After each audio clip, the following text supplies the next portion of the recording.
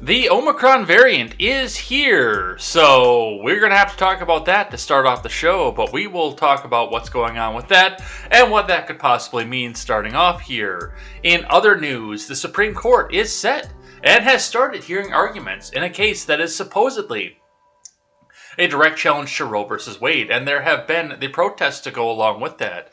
So we will talk about what's going on with that. The Kim Potter trial in Minneapolis has started.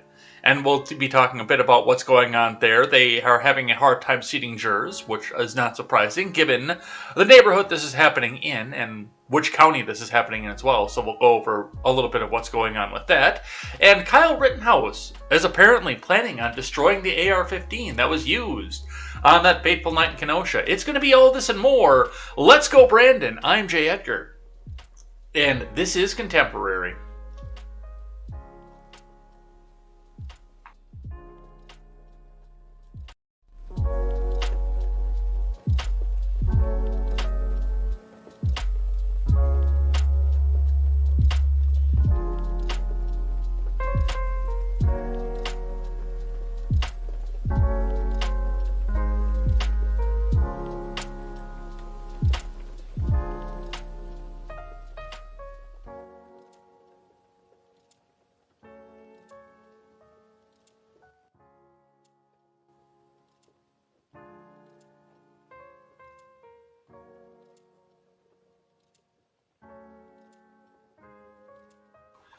Good morning, Edheads. Welcome to Contemporary. My name is Jay Edgar, and we have got, as usual, for this week at least, a ton of stuff to go over here today.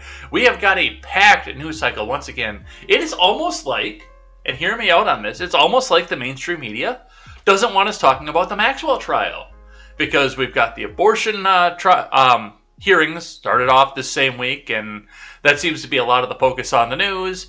We have the Rittenhouse stuff, we've got the Kim Potter stuff, which that also, it doesn't seem like they want us to be talking a lot about that, but really, honestly, I think a lot of what's going to happen with that is it's going to be another one of those situations where it's not divisive enough. Enough people said, yes, Kim Potter should be going to jail for this, so that's not going to be divisive, but we will talk about that as well. Plus, a whole host of other things over here on Contemporary. So we got to get strapped down. We got to get right into it, and we got to go. So before we get started, do go over and check out turnsofpagesproductions.com. Turnsofpagesproductions.com. Once we get started, once we get all that money back up and ready to go, will be your one-stop shop for all of your news and commentary needs, where you can find great shows such as The Daily Ignoramus, The Porch Boys, The Breakdown with Breckenhoff, The R-Rated Conservative, and The Freckles and Brit Show. New Freckles and Brit Show coming out tomorrow, too, by the way. So go check out the new website.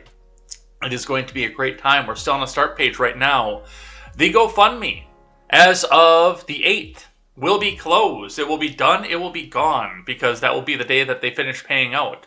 But over the weekend here, I will be looking into getting a new fundraiser set up and everything set up ready to go with that. But yes, the GoFundMe will be gone at that point. It's going to be done. I set up the withdrawals. They're going to stop emailing me complaining about that, and everything's coming in.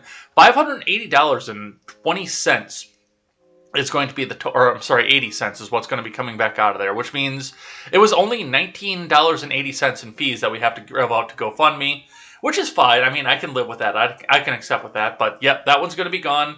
I am going to write them a strongly worded letter, first thanking them for the help that they did for the suicide prevention fundraiser.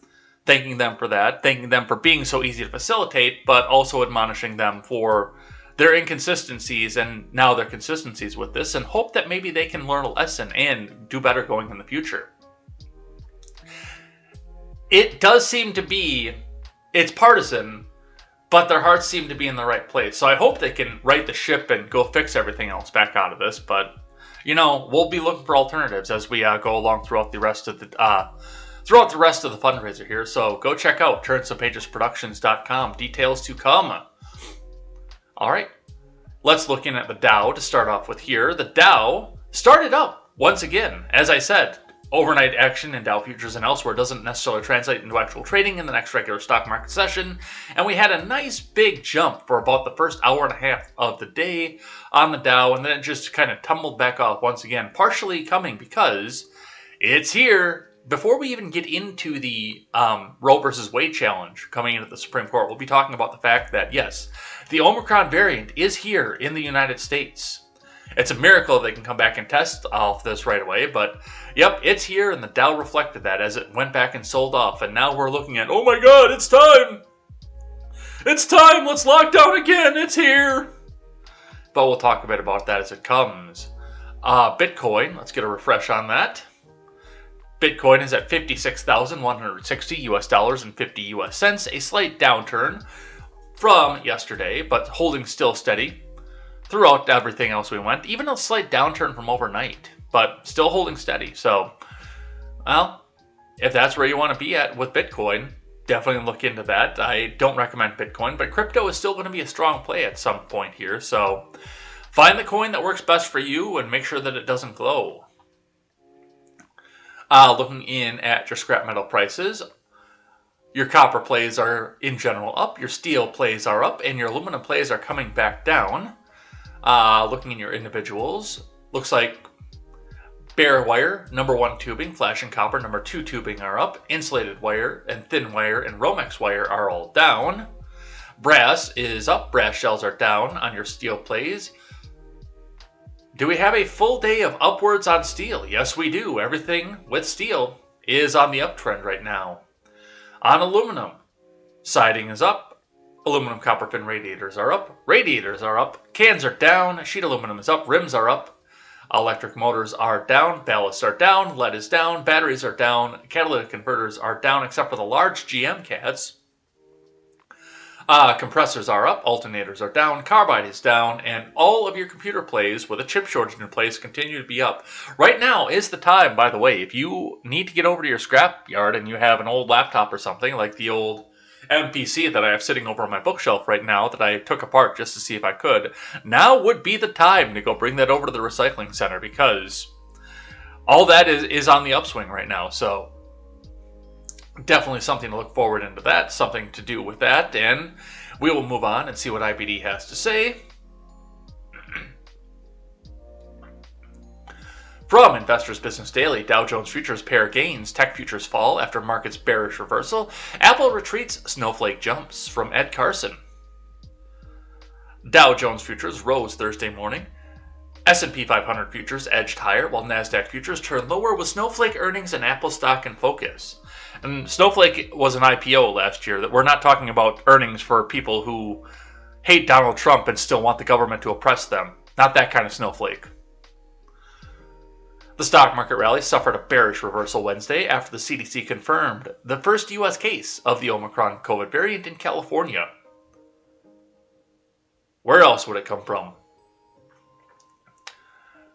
The major indices opened by bouncing above or from key levels, only to break moving averages in the downside. Decliners beat advancers easily after a promising start from market breadth. Mega cap techs Apple, Microsoft, and Google parent Alphabet led Wednesday's morning rally, but even if they gave up gains to close fractionally lower, Apple retreated early Thursday on a report of weaker iPhone demand. Chipmakers started strong Wednesday with Umbrella skyrocketing in earnings, but several breakouts faltered in the afternoon sell-off. Meanwhile, ugly action continued for software stocks. Salesforce dove on weak forecast. Zscaler, a clear cybersecurity. Why can't I talk this morning? A clear cybersecurity leader in recent weeks reversed lower despite strong results and guidance. After the close, several software makers released earnings, including Snowflake, CrowdStrike, Okta, Synopsys, Viva Systems, chipmaker Semtech, and teen-focused discounter Five Below also reported. That's teen-focused? I never realized that. I like Five Below. They've got cool stuff. They've got cool print t-shirts. I haven't gone on and bought one yet, but yeah, they've got cool stuff. I like that store. I didn't realize it was focused for teenagers. Maybe I'll feel like a dirty old man if I go in there now. Snow stock jumped overnight after Snowflake reported revenue and guidance. CrowdStrike stock and Okta rose slightly in pre-market trade on strong earnings and guidance, but all three software stocks had tumbled in recent days and weeks. Viva stock retreated following results after selling off in recent weeks. Synopsys was little changed After strong earnings but in-line revenue, Synopsys stock fell 1.4% in Wednesday's session, just below a buy point. 5 below rebounded overnight, but after tumbling below its 50-day and 200-day line Wednesday, Semtech stock tumbled early on Thursday after narrowly topping views and guiding in line.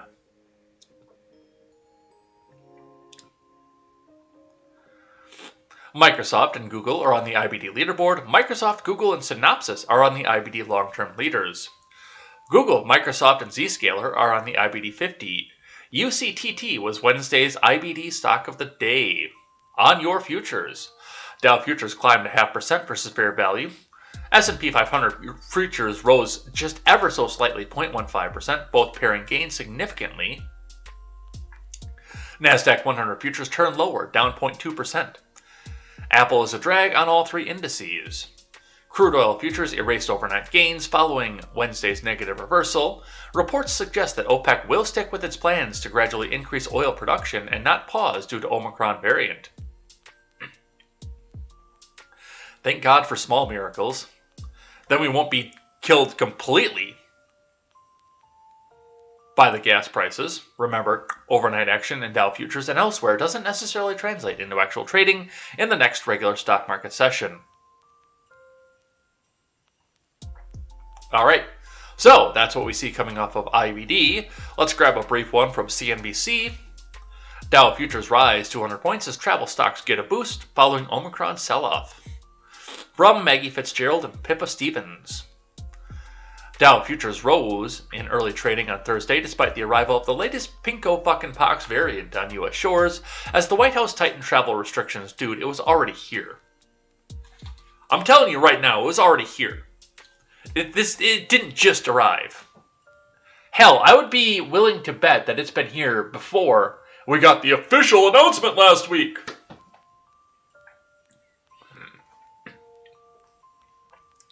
Futures contracts tied to the Dow Jones Industrial Average gained about 200 points. S&P 500 futures were flat, and NASDAQ 100 futures dipped 0.4%. And it looks like that was slightly reversed overnight. NASDAQ 100 futures came back up, and S&P 500 futures came slightly up as well. While the Dow dropped, the Biden administration reacted to news that an Omicron case had been reported in California by asking businesses to proceed with vaccination requirements, even though the administration's mandate was halted in courts pending review. The White House also tightened travel rules requiring inbound passengers to be tested within 24 hours prior to departure. Airline, casino, and energy stocks led gainers in pre-market trading on Thursday, rebounding from Wednesday's sell-off. Dow component Boeing shares jumped 3.6%, cruise line Royal Caribbean was up 3.6%, and MGM Resorts International moved 2.7% higher. Investors continue to watch for developments in the new Omicron COVID-19 variant with uncertainty around its rate of transmissibility and fears that it could evade vaccines. Market participants are also preoccupied by the possibility of the Federal Reserve tapering its asset purchasing program at a faster than expected pace. Jerome Powell told U.S. House members on Wednesday that the economy is very strong and inflationary pressures are higher, and it's therefore appropriate to in my view, to consider wrapping up the taper of our asset purchases, which we actually announced at the November meeting, perhaps a few months sooner. So, with that, we have Omicron on the U.S. shores. Panic about that, and we're going to make it more expensive to borrow money because our economy is too strong. Strap yourselves in, kids. It's going to be an interesting 2022. I can tell you that right off the bat. And as mentioned in both of our finance articles, we will start off today with one individual pinko-pox article. It's here, folks. First confirmed U.S. case of Omicron coronavirus variant detected in California. From Caitlin Collins, Jacqueline Howard, and Betsy Klein. And we will start by listening to the patron saint of medicine.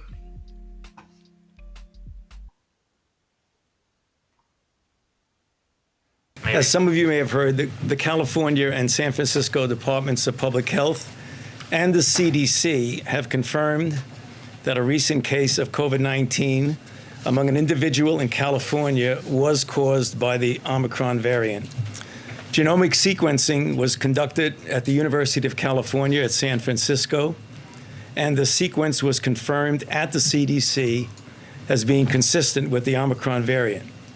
So I know there are a lot of questions, but here's what we know right now. The individual was a traveler who returned from South Africa on November the 22nd and tested positive on November the 29th.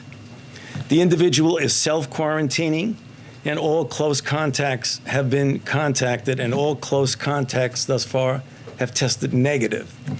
The individual was fully vaccinated and experienced mild symptoms, which are improving at this point. So this is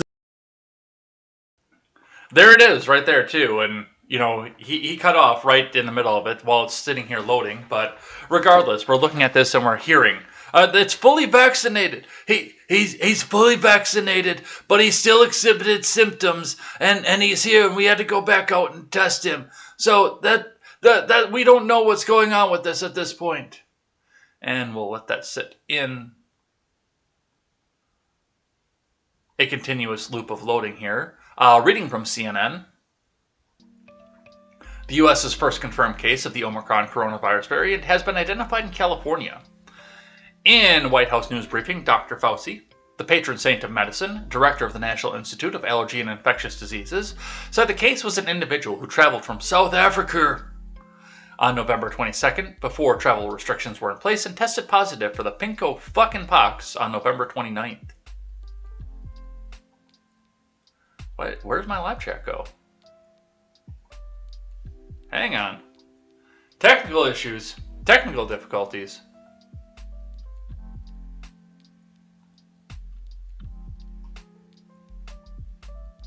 My live chat disappeared, you guys. Alright, let's get that fixed quick.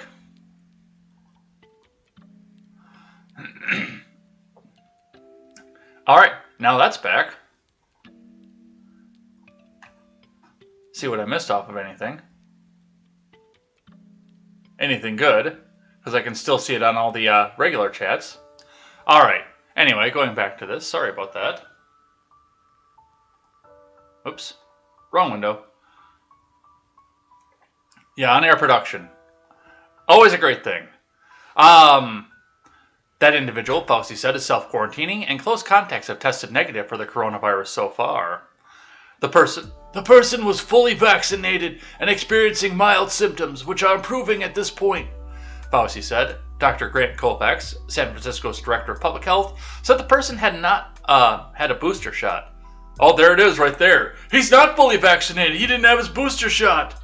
We got to make sure that you get your booster shot. Otherwise, I won't get my kickback from Pfizer. The California and San Francisco public health departments confirmed the case was caused by the Omicron variant through genomic sequencing conducted at the University of California in San Francisco. The sequence was confirmed by the U.S. Centers for Disease Control and Prevention. Color Health said in a statement that it returned the positive test result through San Francisco COVID-19 testing program, and Omicron was identified in under 30 hours from the time of collection to strain confirmation.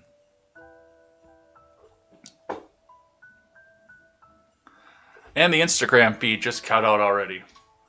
Yeah, it seems like every time I hit the camera off, like if I have to step up for a second or we're watching a video, the Instagram feed kicks out. So sorry, Mr. Zed, for that.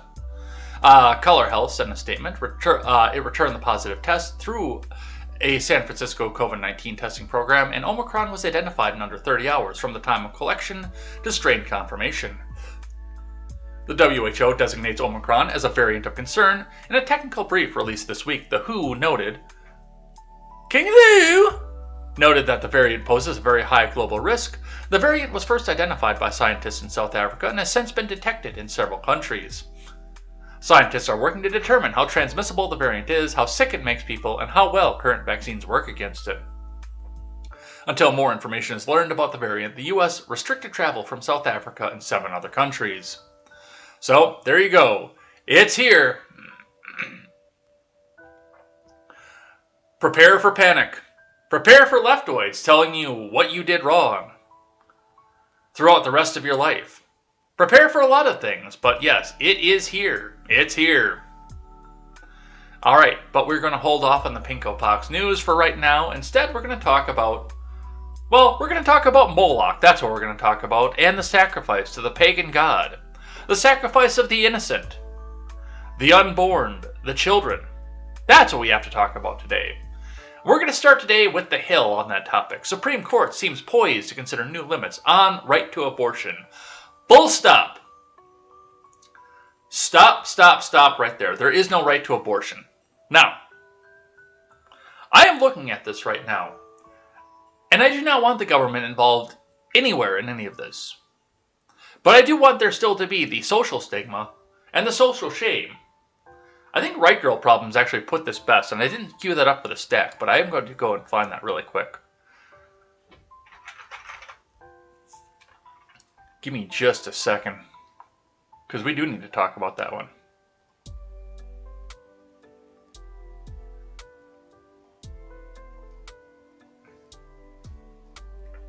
I've got my own tweet takes on this, but she had it right summed up right here. My 2 cents. I want to change people's hearts and minds so the very idea of abortion is unthinkable to our whole society. Until we get there, it is right and just to use what legal means we have to protect unborn human lives at every possible level.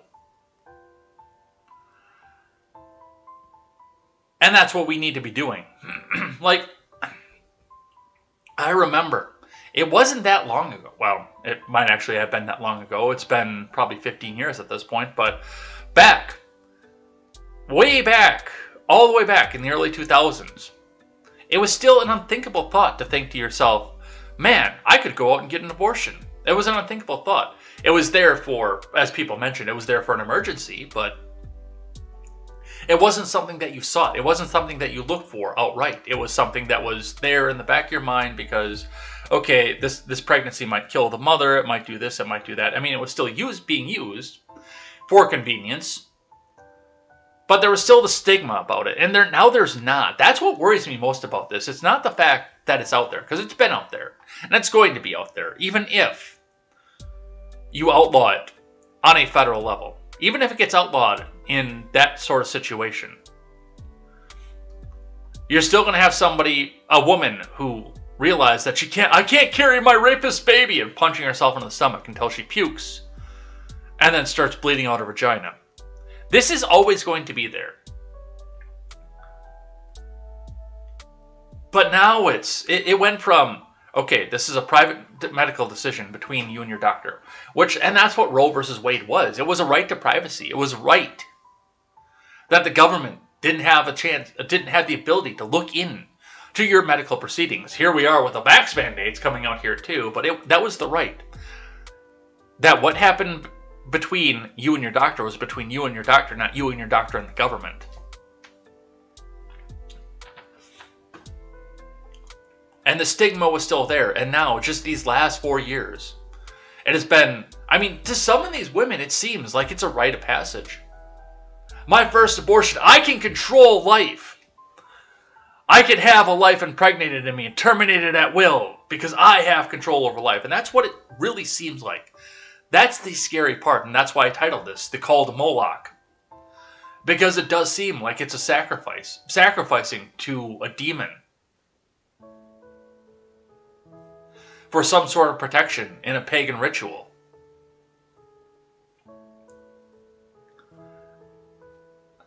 That's what this shout your abortion thing seems like to me. But once again, as I always say on things like with the pinko pox and everything else, it's not a religion, folks. But let's read what the Hill has to say.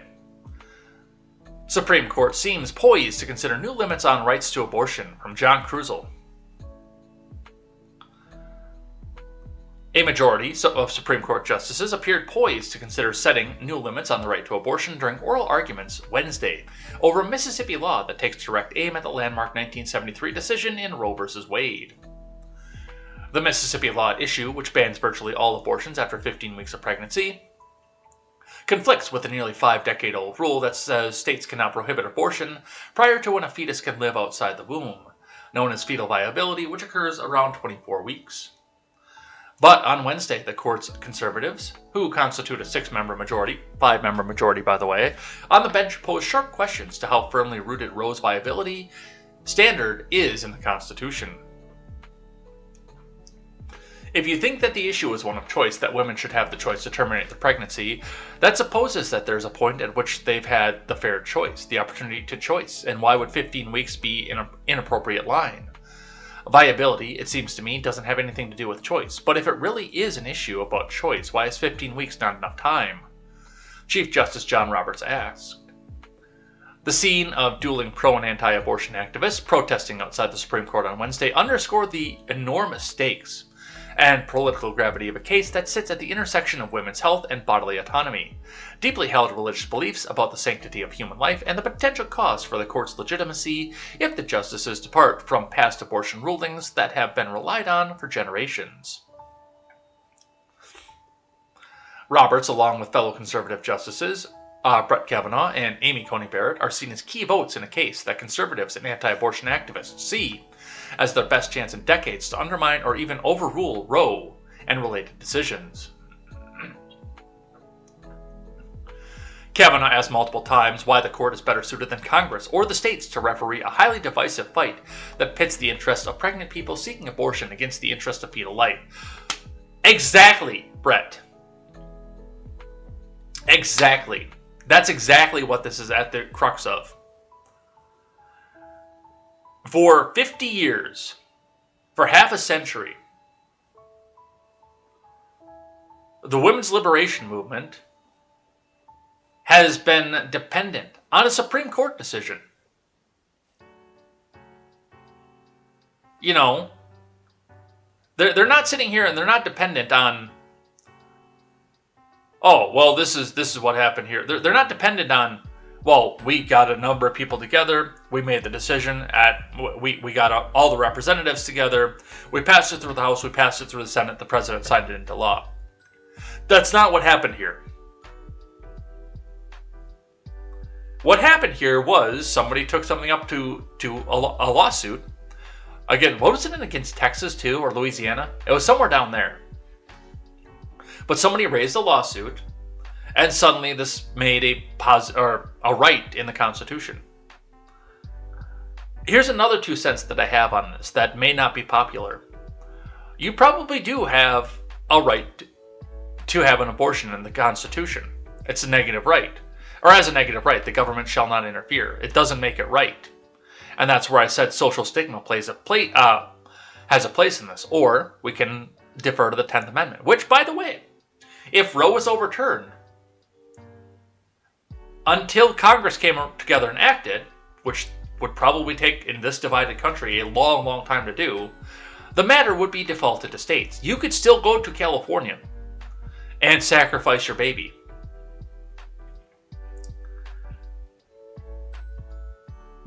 With no stigma, of course. You could still go to Illinois if you lived in Wisconsin. I'm sure that they're not going to be in any hurry to do anything about that, no matter what happens downstate. But the machine politicking of Chicago will make sure that that remains a sanctity in that state. You'll still be able to go to New York City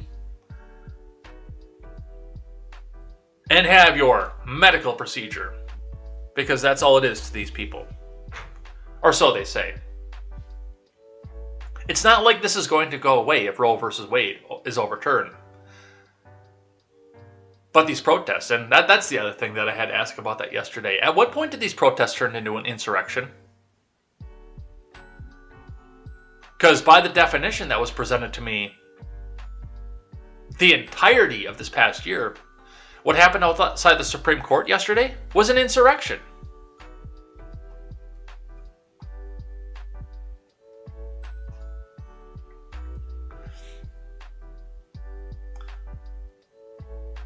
One interest has to prevail over the other at any given point in time, Kavanaugh said to the U.S. Solicitor General, who argued the Mississippi law. Why should the court be the arbiter rather than Congress, the state legislatures, the state Supreme Courts, the people, being able to resolve this? And there will be different answers in Mississippi than New York, different answers in Alabama than California, because there are two different interests at stake, and the people in those states might value those interests somewhat differently. The 2018 Mississippi law, which has been paused during litigation, is just one of hundreds of abortion measures the state legislature passed recently. With the explicit goal of overturning Roe, the uptick in state abortion restrictions coincided with the Supreme Court's rightward shift that now includes 3 nominees of the former President Donald Trump. Sonia Sotomayor, one of the court's more liberal members, said on Wednesday the court's reputation would suffer great damage if the justices were able to move the article back to the top and make us have to go back and find where we were in this.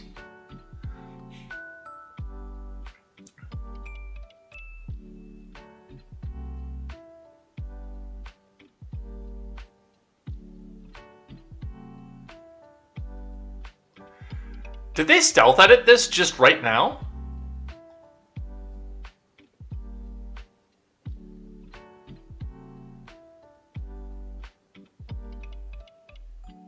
Alright, there we go.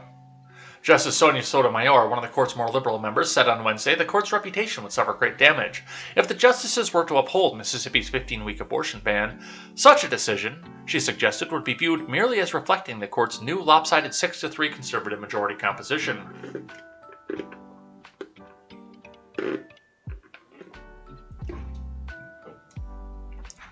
Will this institution survive? The stench that this creates in the public.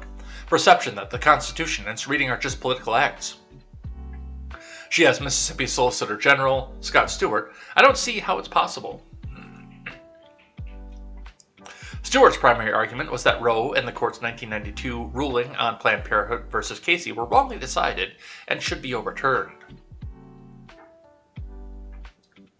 The court in Casey held that the states may regulate abortion up to the point of fetal viability, so long as the restriction does not pose an undue burden on abortion access. Yet the case also affirmed Roe's prohibition on pre-viability abortion bans. As a fallback argument, the attorney for Mississippi said the court could eliminate Roe's viability standard while retaining the undue burden test. Neil Gorsuch, one of the court's most conservative justices, asked an attorney for abortion providers about that approach. Would that be workable, or would that be not workable in your view? Gorsuch asked attorney Julie Reichelman. Without viability, it would not be workable, Your Honor, said Reichelman, who argued the abortion is a fundamental right that deserves categorical protection before viability. These people don't understand what a fundamental right is. They don't.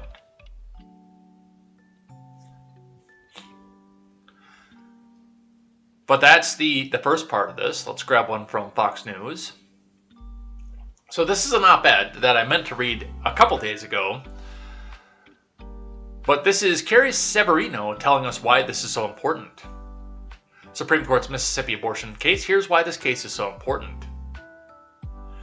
The Supreme Court this week will hear arguments in the most consequential abortion case since Roe v. Wade. The case, Dobbs v. Jackson Women's Health Organization, presents the court with the opportunity to overturn Roe and correct one of the greatest acts of judicial arrogance in history. Reminder, this is an op-ed. The conventional wisdom is that overturning Roe would cause massive societal upheaval and indelibly damage the court's legitimacy. In fact, the reality is just the opposite. Overturning Roe would only strengthen the court's integrity, while perpetuating Roe's constitutional error under outside pressure would confirm criticisms that the justices are behaving as politicians rather than judges. In Dobbs, the court considers the constitutionality of a Mississippi law that limits abortions after 15 weeks of gestation, with exceptions for health emergencies and fetal abnormalities. The statute conflicts with the court's controlling abortion cases, Roe and Planned Parenthood v. Casey, which has held that laws may not pose an undue burden on abortion prior to viability. In 1992, the court had the opportunity to overturn Roe in Casey, but instead reaffirmed the essential holding of Roe while replacing Roe's legal reasoning wholesale. A notable justification articulated by the Casey court for upholding Roe was its concern for the court's own legitimacy. The controlling opinions concluded, a decision to overturn Roe's essential holding would come at the cost of both profound and unnecessary damage to the court's legitimacy. But Casey didn't bolster the court's legitimacy. It perpetuated the divisions it said it was putting to rest. In striking that, nearly 30 years later, the court finds itself under unprecedented attack. On any given day, legal pundits engage in theatrical hand-wringing over the court's crisis of legitimacy, while the left-wing dark money groups and Democratic senators regularly threaten to pack the court if it does not deliver the policy outcomes they desire on the issue du jour. Yeah, that's about accurate. The amped intimidation campaign against the court closely tracks a confirmation process that's become increasingly hyper-politicized. Nowhere did we see this more than the confirmation of Justice Brett Kavanaugh. The issue of abortion drove intense opposition to Kavanaugh's confirmation as groups like Planned Parenthood and NARAL organized and financed national speaking tours, ads, and armies of protesters. Today, the court is in the crosshairs. The irony is that it finds itself there because of decisions like Roe and Casey, not in spite of them. The major problem with Roe from a constitutional perspective is that the court took something that appears nowhere in the document, and which therefore is left to the states, and promoted it to a fundamental right. Nothing in the Constitution's text, structure, history, or tradition supports this innovation. The court's exercise of raw judicial power thus usurped Americans' abilities to determine whether and how to regulate abortion. When the court exercises that sort of judicial supremacy, the justices transform themselves into political figure. Most important and dangerous political figures in the nation. Given this, we shouldn't be surprised that the confirmation process has become correspondingly more political and even mired in smear campaigns, like Kavanaugh's was. So yes, and I mean, this is absolutely important to go back to constitutionality. That's been one of the important discussions. That's the reason we've been having this discussion so often, in fact. Is because a lot of this has to do with whether or not there is a positive right to abortion. There isn't. And when some of these left-wing groups out there read into the Roe versus Wade decision, they read a positive right to this. There is no positive right, especially in the Bill of Rights, but there is no positive right. The Constitution was meant to limit the government, not tell you you have the right to this or you have the right to that. Look at the Second Amendment. The leftoids read into that. The Second Amendment means that you have the positive right to guns. That's what all these stupid fucking Q people say all the time, is you have the positive right to guns. No. Go read the Second Amendment again. A well-regulated militia being necessary for a free state, the right to the people to keep and bear arms shall not be infringed.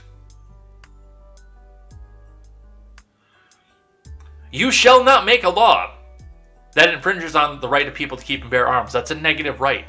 The First Amendment, the one they always like to say, except the left only knows one thing out of the First Amendment: freedom from the separation of church and state. That's the only thing they know about the First Amendment. That's not even explicitly in there. Congress shall make no law abridging the freedom of speech, the freedom to assembly, the freedom to establish a religion, etc., etc. But that's the text. Congress shall make no law. The right to keep and bear arms shall not be infringed. Hell, even the Fifth, you have the right to remain silent.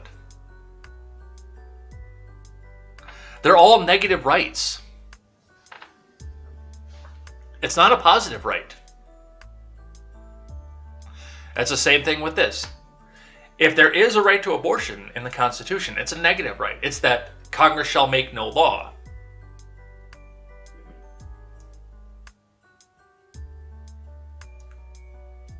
Nothing to do with the courts.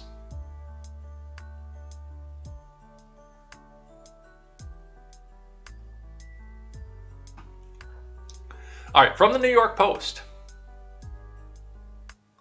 Dem Senator warns Supreme Court revolution if Roe versus Wade is overturned. Senator Jeannie Shaheen predicted Monday that there would be a revolution if the Supreme Court overturned its landmark Roe versus Wade decision, as the justices prepare to hear arguments in a highly anticipated case on the issue.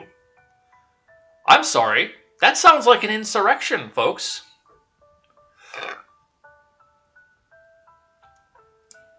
During a virtual event featuring the Granite State's House and Senate delegation, Shaheen was asked if she believed the abortion debate had become muted, since so many Americans do not remember life before Roe was decided on 1973.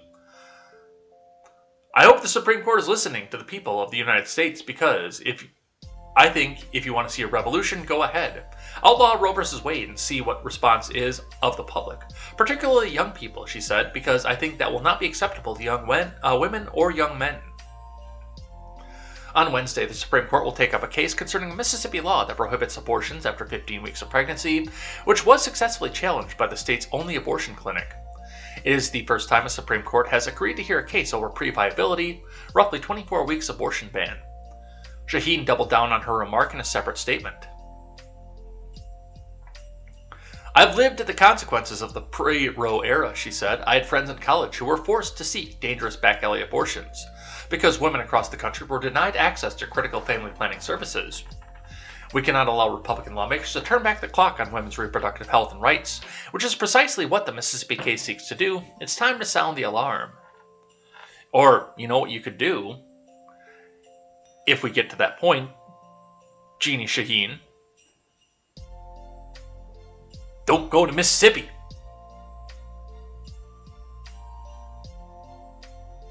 That's what I would do.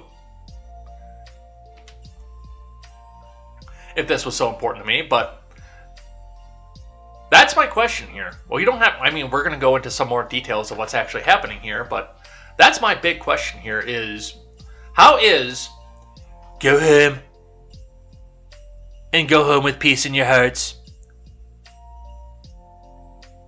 How is that an insurrectionary statement, but if you overturn this, there will be a revolution? How is that not an insurrectionary statement?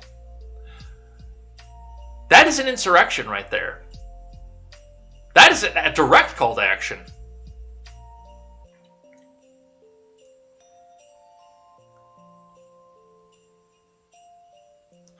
All right, let's grab one from a former newspaper, the New York Times. Supreme Court appears open to upholding Mississippi abortion restriction. From Adam Liptak. The Supreme Court seemed poised on Wednesday to uphold a Mississippi law that bans abortions after 15 weeks of pregnancy, based on sometimes tense and heated questioning at a momentous argument in the most important abortion case in decades. Such a ruling would be flatly at odds with what the court has said was the central holding of Roe v. Wade, the 1973 decision that established a constitutional right to abortion and prohibited states from banning the procedure before fetal viability or around 23 weeks. But the court's 6-member conservative majority seemed divided about whether to stop at 15 weeks for now, at least, or whether to overrule Roe entirely, allowing states to ban abortions at any time or entirely. Justice John Roberts was the leading voice on the right for a narrow decision. The thing that is at the issue before us today is 15 weeks, he said. He repeatedly questioned whether the viability line was crucial, saying that Justice Harry A. Blackmun, the author of the majority opinion in Roe, had called the line arbitrary in his private papers. Chief Justice Roberts added that much of the rest of the world has similar limits.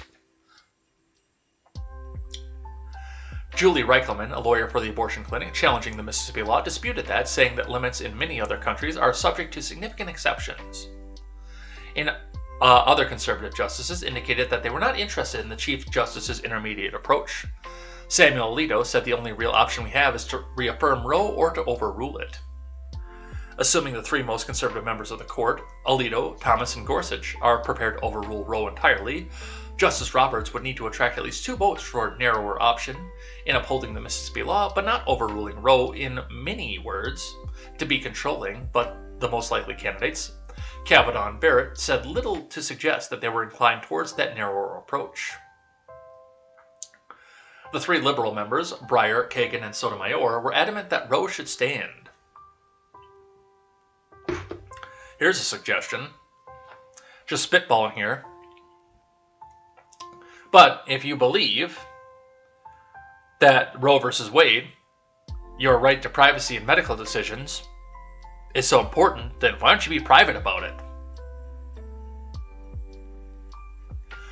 Should Roe be overturned, at least 20 states will immediately or in short order make almost all abortions unlawful.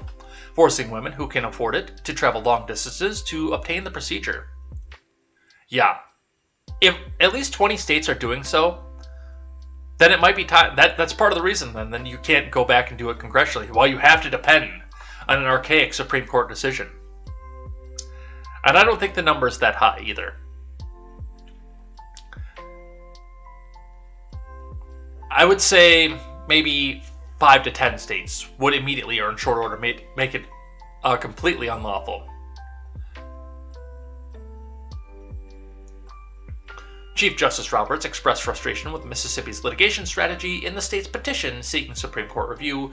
Officials told the justices that questions presented in this petition do not require the court to overturn Roe or Casey.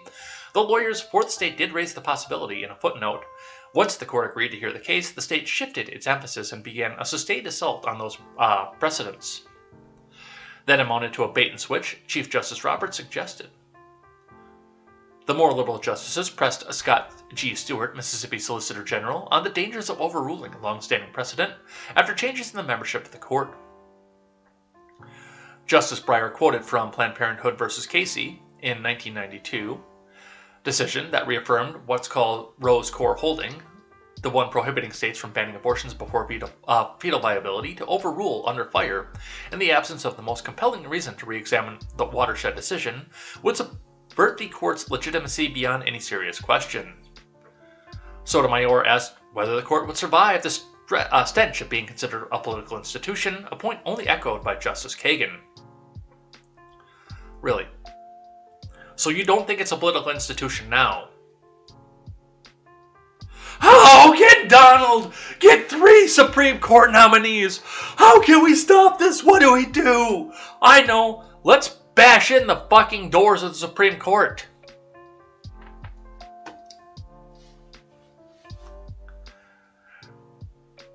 But that's what we have coming out of the New York Times. Let's grab one from Reuters. Conservatives appear willing to gut abortion rights. I swear, this is a completely objective article. Conservative U.S. Supreme Court justices on Wednesday signaled a willingness to dramatically curtail abortion rights in America and perhaps overturn the landmark 1973 Roe v. Wade ruling that legalized the procedure nationwide, as they indicated they would uphold a restrictive Republican-backed Mississippi law. The court, which has a 6-3 conservative majority, heard about 2 hours of oral arguments in the southern state's bid to revive its ban on abortion starting at 15 weeks of pregnancy. A law blocked by lower courts, the liberal justices warned against ditching important and long-standing legal precedents, like Roe, and abandoning a right American women have come to rely upon.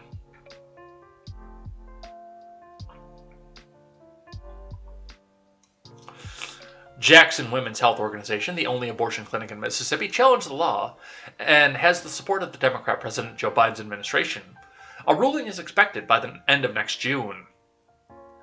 Roe v. Wade recognized that the right to a personal privacy under the U.S. Constitution protects a woman's ability to terminate her pregnancy.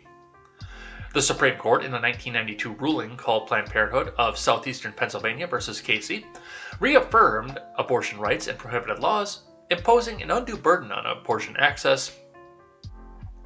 Mississippi asked the justices to overturn the Roe and Casey rulings. I'm not 100% on board with complete overturn of Roe because of the actual right to privacy of it. I am more in favor of what it's being used for, of course, but I don't want my colonoscopy to get broadcast to the fucking world either.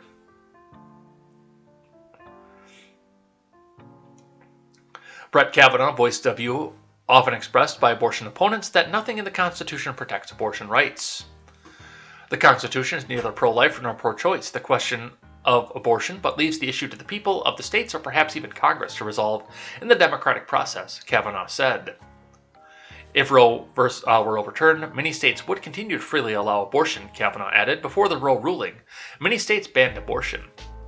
And yeah, we heard the guy from the New York Times. Well, 20 states would jump up and ban it outright. I think it'd be 5. I think it would be 5. You might get 20 onto the 15-week ban, if you're lucky. But outright,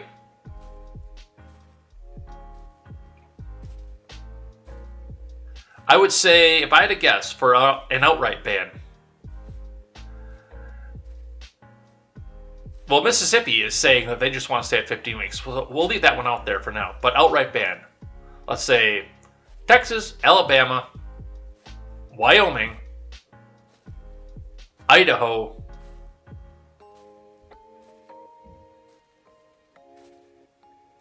I don't think there'd be any other that would have an outright ban.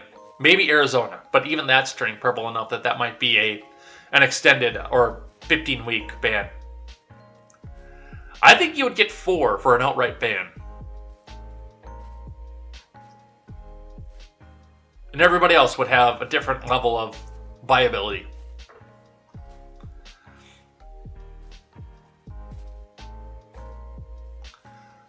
So that's what we see coming from Reuters, completely objective.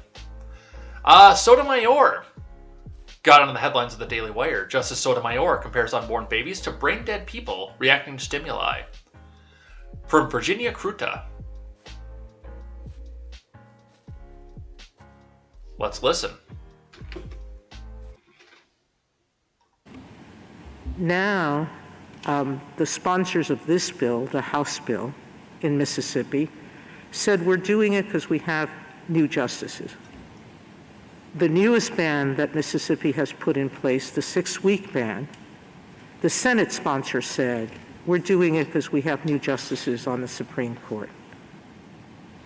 Will this institution survive the stench that this creates in the public perception that the Constitution and its reading are just political acts? I don't see how it is possible. It's what Casey talked about when it talked about watershed decisions.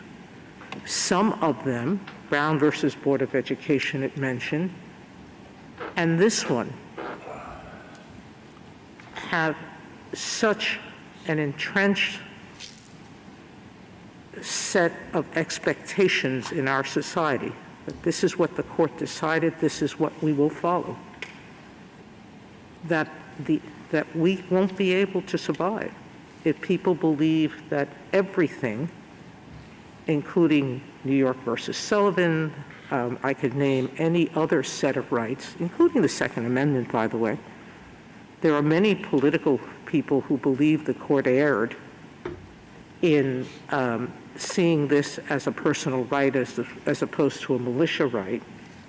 If people actually believe that it's all political, how will we survive? How will the court survive?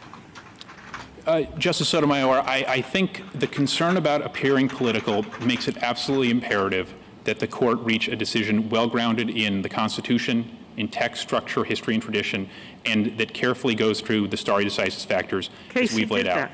No, it didn't, Your Honor, Casey went through every one of them. You think it did it wrong. That's your belief. Yeah.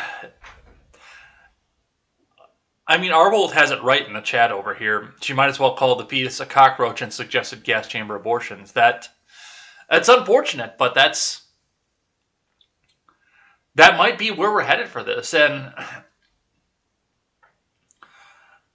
you know, we could point out some of the other inerrancies from some of this as well. I mean, look at where they typically put the Planned Parenthood. It's not in the rich, upscale neighborhood. In Kenosha, it's not out by Whitecaps. It's not out in all the big new developments where they have the new Target and all the Verizon stores because they're moving all the stores out of the city proper. It is on Roosevelt Road in a neighborhood that I will not walk in the dark. I don't walk around Kenosha in the dark anymore, but if I was still living in Kenosha, I would not walk in that area where Planned Parenthood is in Kenosha in the dark. Same with Racine. Racine, even worse. Hell, I won't walk through that neighborhood in the daylight.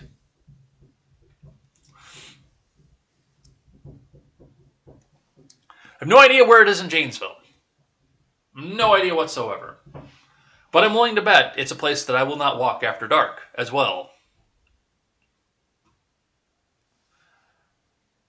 They put them in neighborhoods where they have easy access to poor and minority families. which extends what Robert said. She might as well call them cockroaches and suggested the gas chamber. And there again, let's always remember that Margaret Sanger was a eugenicist.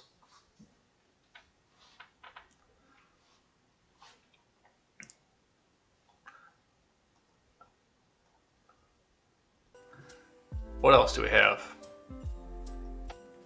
From Insider, Justice Coney Barrett questions if adoption laws could eliminate the burden of parenthood for abortion seeker. Supreme Court Justice Amy Coney Barrett raised questions about the impact of safe haven laws during Supreme Court arguments about a Mississippi abortion law, the outcome of which could overturn Roe v. Wade. The case, Dobbs v. Jackson Women's Health Organization, which focuses on the 2018 Mississippi law, threatens abortion rights established during the 1973 Roe v. Wade ruling. The Mississippi law bans abortions after 15 weeks. We know that. Those in favor of upholding the law are saying the parenthood is no longer an undue burden. When questioning the attorney for Jackson Women's Health, Justice Barrett inquired about adoption laws removing the burden of parenthood. I have a question about safe haven laws. You can terminate parental rights by relinquishing a child after giving birth. The case has emphasized the burden of parenting, but women don't have to parent if they don't want to. Why don't safe haven laws take care of that? Asked Barrett, who has 7 kids, 2 of whom are adopted. Safe haven laws exist in varying capacities in every state and prevents parents or guardians from getting into legal trouble for voluntarily giving up a newborn baby, USA Today previously reported. The justice also asked if safe haven laws take care of the argument that forced motherhood would hinder a woman's access to the workplace and to equal opportunities, and the consequences of parenting and the obligations of motherhood that flow from pregnancy. However, it doesn't seem to follow that pregnancy and then parenthood are all part of the same burden, she added, and so it seems to me that the choice, more focused, would be between, say, the ability to get an abortion at 23 weeks or the state requiring the woman to go to 15, 16 weeks or more and then terminate the parental rights at the conclusion. Reichelman, the attorney defending the only abortion clinic in the state, responded to Barrett's question by saying that forced pregnancy imposes a unique physical demand and risk on women and, in fact, has impact on all of their lives, on their ability to care for other children, other family members, on the ability to work. Boy, I'd love to hear my sister take a crack at that argument. Who had 2 very rambunctious children, one of whom, well, all 3 of whom, of course, but both of whom share some of my DNA pattern.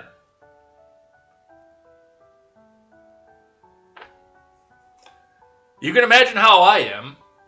Now imagine how my sister is, genetically. And how rambunctious I can be, and how rambunctious she was when she was younger, and now put that into another generation that also has access to fucking smartphones and tablets. And she did just fine. Raising 2 of them while she was carrying the 3rd. She did absolutely fine. My nieces and nephew are great. They're awesome, but they are a handful. I've been around them. They are a handful. And if she can handle them, then you can handle it to carry 1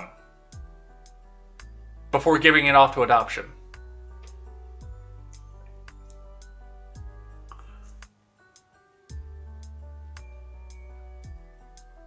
So that's one way to look at this and where this goes.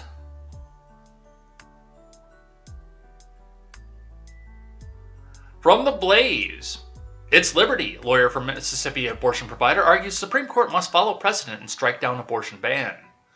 From Chris Pandolfo. Yeah, we'll get to that video later on.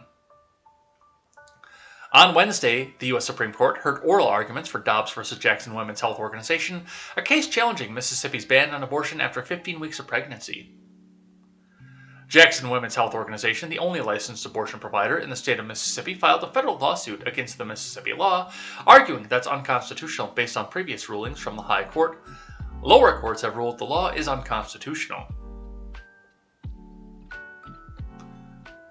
Mississippi Solicitor General Scott G. Stewart, arguing in defense of the law, asked the court to overturn precedents in Roe v. Wade and Planned Parenthood v. Casey that established a constitutional right to abortion. He said that these precedents haunt our country and lack basis in the text of the Constitution. After the justices finished asking Stewart questions, Julie Reichelman, an attorney with the Center for Reproductive Rights who is representing Jackson's Women's Health, gave her opening statement, arguing Mississippi's abortion ban is flatly unconstitutional under decades of precedents.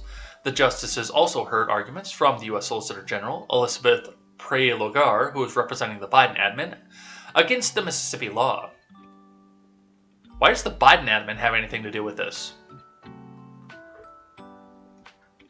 Mississippi asked the court to dismantle the precedent and allow states to force women to remain pregnant and give birth against their will, Reichelman said. Okay. Full stop. We're not getting through jack shit today. We're not getting through the rest of this. Because it's already 8:30. But full stop. Hold on just a second. Now, I mentioned this, I believe yesterday. Yes, yesterday. Late last night on Twitter. I am the last person. I have no room to tell anybody to be chaste in their life. I have zero position to tell anybody to be chaste. After what I did between ages 23 to about 30, I have no space to tell anybody to be chaste. But what I can tell you is this. There are other ways to keep from getting pregnant, even if you are banging everything that fucking moves. Other than an invasive surgery. There are other ways to make sure that you don't have that little accident there.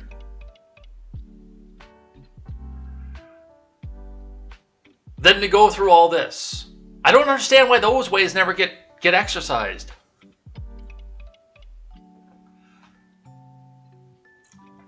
She gave 3 reasons for the court to strike down the abortion ban, first arguing that the court's precedent is clear that an especially high bar must be met before a previous decision should be overturned. Second, Reichelman argued that the landmark decision in Roe and Casey were correctly decided and are necessary to prevent the state from seizing control of a woman's body by forcing her to carry an unwanted child to term. She said denying a woman the right to abortion would be a fundamental deprivation of her liberty, which she argued was protected under the 14th Amendment. Let's get the actual text of this, because I don't want to get this one wrong.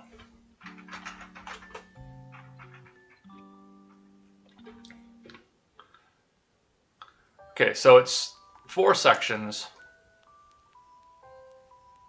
Section 1. All persons born or naturalized in the United States and subject to the jurisdiction thereof are citizens of the United States and the state wherein they reside. No state shall make or enforce any law which shall abridge the privileges or immunities of citizens of the United States, nor shall any state deprive any person of life, liberty, or property without due process of law, nor deny any person within its jurisdiction the equal protection of the laws. Section 2. Representatives shall be apportioned among several states according to their respective numbers, counting the whole number of persons in each state, excluding Indians not taxed.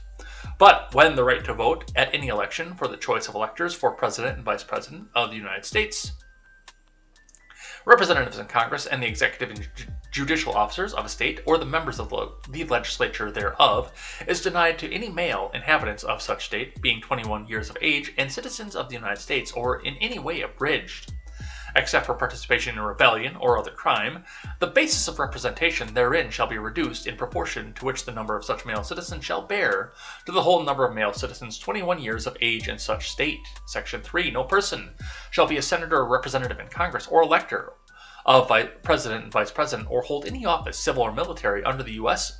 or under any state, who having previously taken an oath as a member of Congress or as an officer of the United States, or as a member of any state legislature, or as any executive or judicial officer of any state, to support the Constitution of the United States, shall have engaged in an insurrection or rebellion against the same, or given aid or comfort to enemies thereof, but Congress may vote of 2/3 of each house, remove such disability.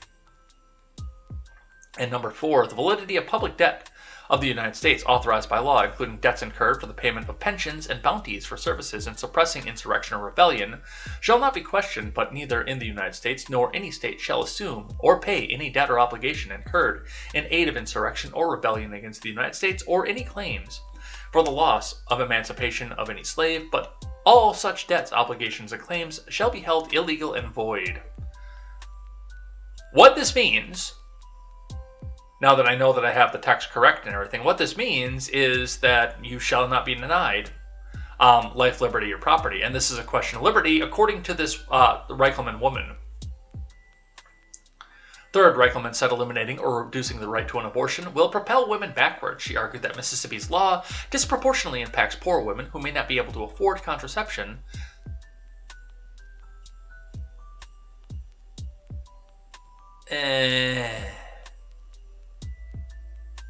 Well, first off, Barack made contraception free, and as far as I know, that never got overturned. But we can hold off on that for just a second. The other side of this is, it's free to have it blown on your fucking face. Sorry for the crudity of the example, but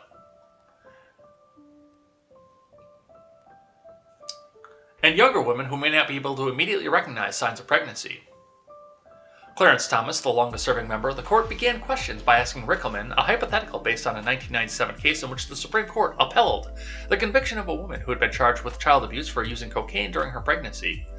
The court ruled that the viable fetus was considered a person under the state's criminal code.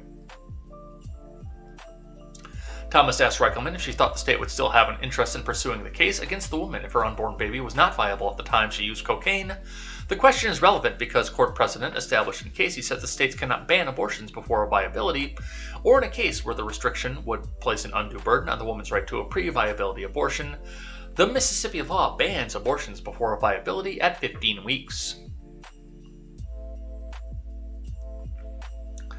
It kind of sickens me that they're using this as a case of liberty. It really does. But that's what we have off of that. Let's look at some of the Twitter stuff of this. Here's one for you. Pro-abortion activists take abortion pills outside of SCOTUS.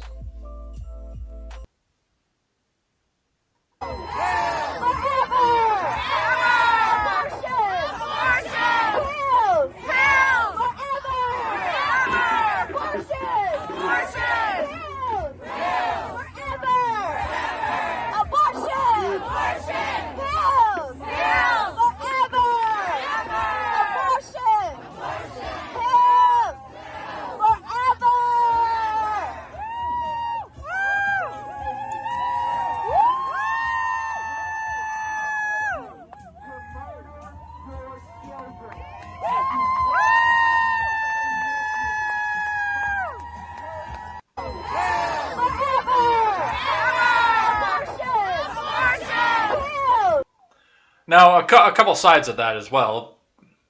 For the most part, is the way I understand it. Once again, not a doctor, but the way I understand it, if you're taking these pills, you're doing so prior to 15 weeks.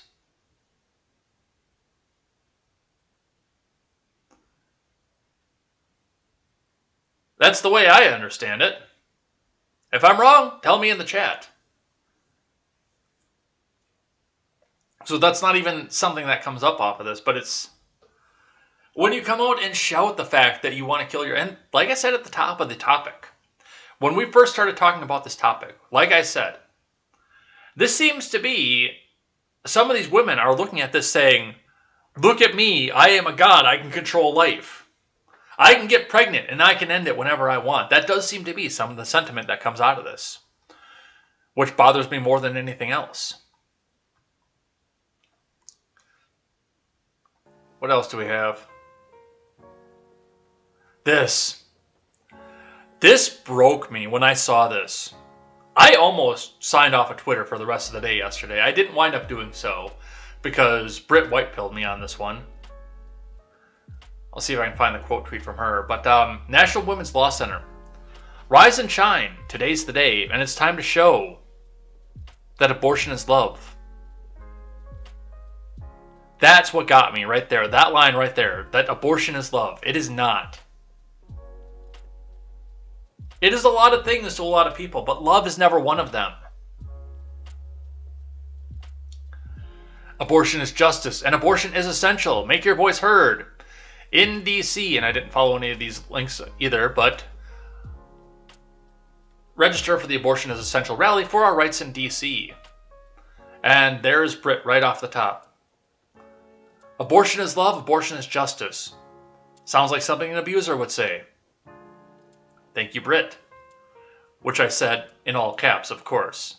Because that was, I mean, just to hear this, to see this, abortion is love, that breaks my mind. Thank you, Britt, for that.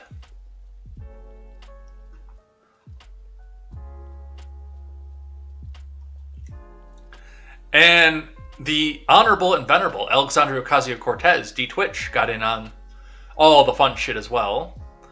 Cortez tweets out, "Reminder, the Brett Kavanaugh still remains credibly accused of sexual assault, puppy, on multiple accounts with corroborated details, and this year, the FBI admitted it never fully investigated, puppy. Yet the court is letting him decide on whether to legalize forced birth in the U.S. No recusal." To which I reminded the young representative, "You also believe Rittenhouse was credibly accused. Your words mean nothing, and the worst part is you know they mean nothing. Other than to rile up your rabid fucking fan base." God, I can't stand this woman. Future wife, though. Alright, so that's what we have on the abortion case so far. As far as, like I said, I don't want us to be in a society where the government even has to get involved in this. We should be able to socially stigmatize something like this. If you don't want to have a baby, don't do it. And if you want to do it, there are other ways to keep from having the invasive surgery. I know. I spent 7 fucking years doing them. There are other ways.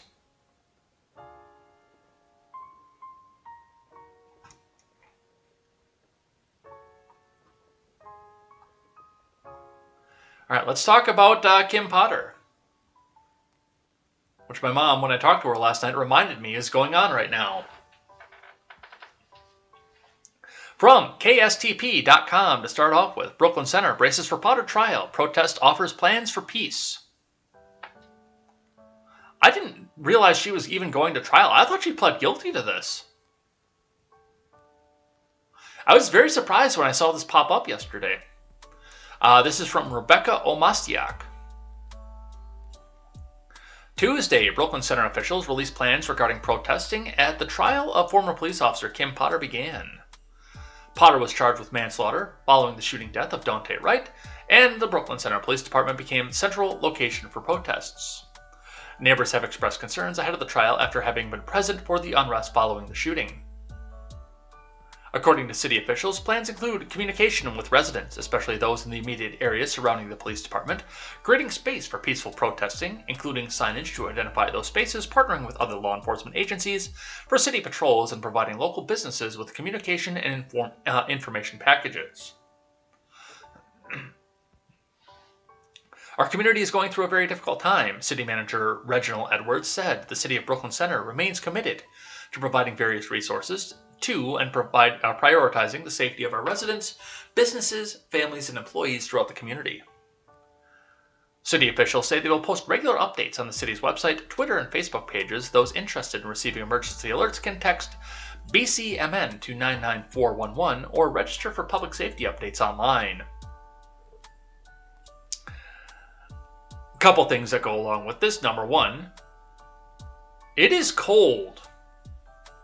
Not as cold as it could be here in southern Wisconsin.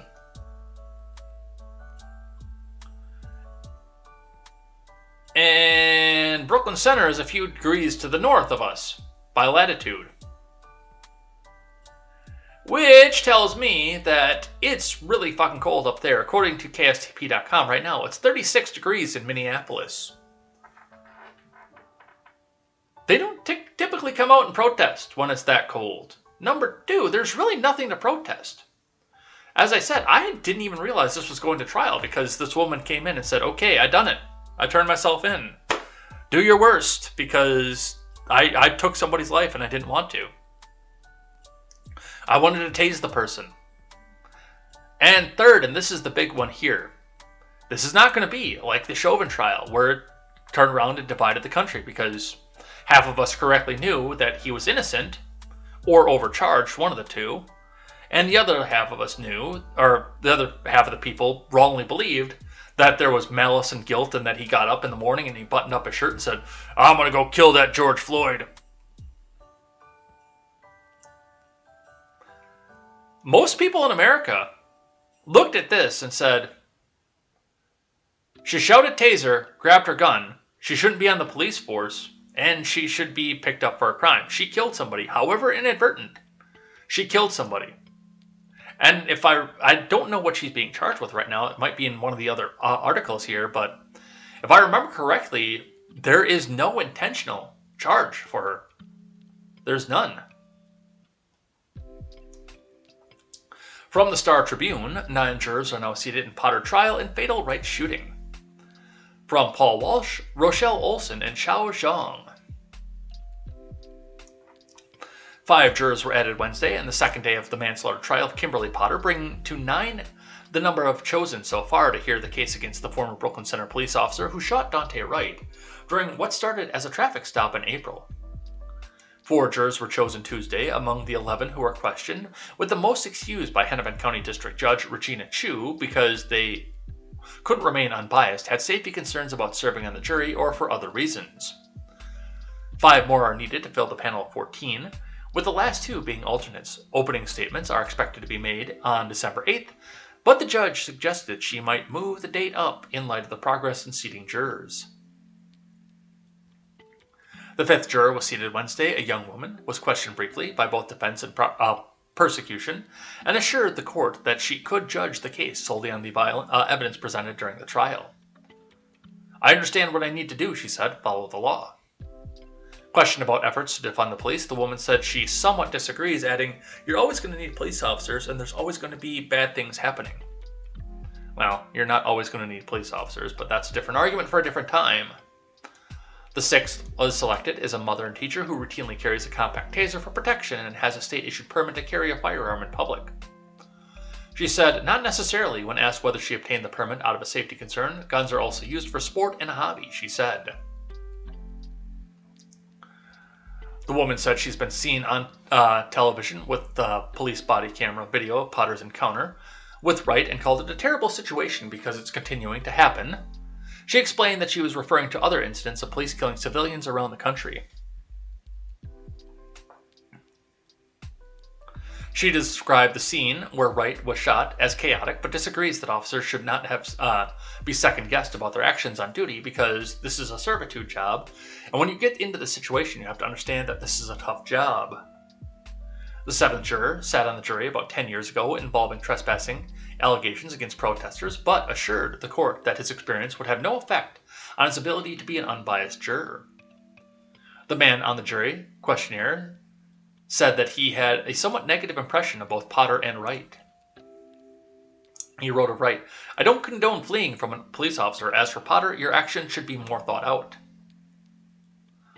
The man said he has a neutral feeling about pro-police Blue Lives Matter movement, saying it seemed like a marketing aspect to counter Black Lives Matter. The 8th says he trusts police until proven otherwise. I expect them to protect me. I don't really have a... That's a bold statement. I don't really have a reason not to trust them until otherwise, depending on the circumstances, I guess. Persecutor Matthew Frank asked the man, a nurse and property manager, if he can put aside the civil unrest in the Twin Cities last year while deliberating with the other jurors. Based on the evidence and what is presented to me as a juror, I'd make the decision from there, he said. The man said his wife was a clerk for a judge for many years and also worked in the public defender's office, but he was confident her background in law would not influence him as a juror. Number 9. said that she would rather not be on the jury, explaining, "I have lots of friends and family that are very opinionated on the matter. I do have a lot of those influences around me."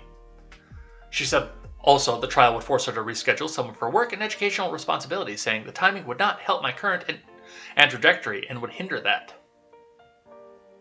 Even so, she continued, the woman said, "I certainly can be an unbiased juror and serve because I believe it's a civic duty."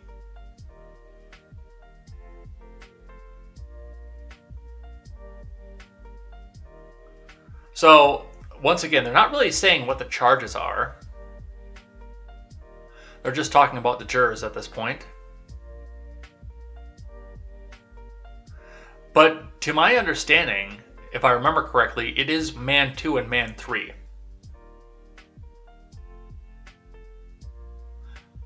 Oh, Man 1 and Man 2, I'm sorry. Potter 49 is charged with Man 1 and Man 2 for firing a single shot at Wright. On that Sunday afternoon, her attorneys, Eng and Earl Grey, plan to call a psychologist who will testify about slip and capture errors, during which a dominant behavior overrides a less dominant one. I think the first might be an overcharge. 2, maybe. I would have said Man 3 myself, but yeah, I think Man 1 is overcharged. I think that one's too much. But that's what we have off of that. So yeah, there is no intentional homicide off of this one. Oh, I thought I archived this one. We might be able to read this one. Log in to read. No. They've got a full article for this one here. Minnesota ex-police officer who shot Daunte Wright plans to testify at trial, from Nathan Lane.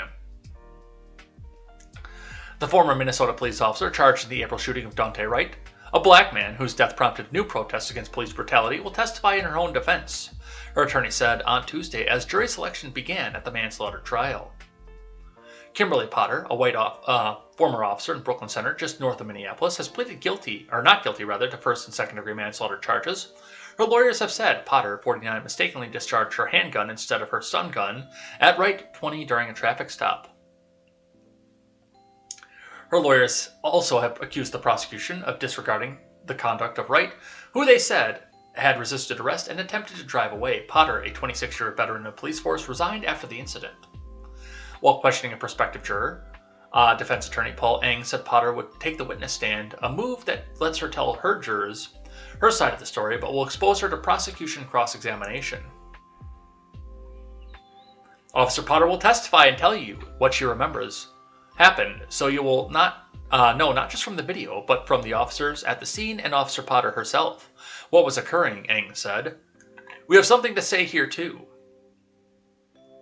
2 men and 2 women were selected Tuesday for the 12-member panel, and its 2 alternates, Hennepin County District Court Judge Regina Chu, has said jury selection could take about a week and has set opening statements for December 8th. So, yeah, I didn't even realize that this trial was going to come. I thought she had pleaded guilty to all of this. But it's her lawyer's decision, I guess. We'll see what happens with that.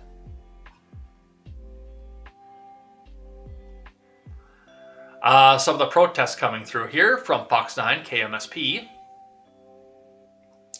Driver forces car through crowd during Minneapolis protest on Kim Potter trial. As jury selection began on Tuesday for the Kim Potter trial in the death of Daunte Wright, a protest honoring Wright outside the Hennepin County Government Center was disrupted as a driver forced their car through a crowd. A Fox 9 photojournalist covering the rally witnessed the driver move through the protest shortly after 5 p.m. As marchers moved through the streets of downtown Minneapolis, the rally started outside the Hennepin County Government Center shortly before 5 p.m. with activists calling for justice in the killing of Daunte Wright. Wright died after being shot by Potter as a now former Brooklyn Center police officer during a traffic stop last April. During the march, it appears the driver forced the car through the crowd as marchers yelled for them to stop. Video posted to social media showed that one marcher jumping onto the vehicle and ending up on the roof until the driver slowed near the next intersection. That person was able to safely dismount from the car after being carried down the block. Other marchers pounded on the car's window and shouted at the driver before the driver was able to speed away down a bisecting street.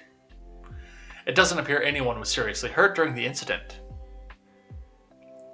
A Minneapolis police spokesperson tells Fox 9 that they learned of the incident after the fact via the videos posted online. As of 6 p.m., no one from the protest had filed a report on the incident. As the march appears to be unsanctioned by the city, police say it's unclear what further action will be taken in the case. The MPD spokesperson adds police were monitoring the protest from a distance and protesters took measures to protect the group from further disruptions. Yeah, I'd like to actually see what happens with that. Yeah, we have video of this. It's probably going to come with narration.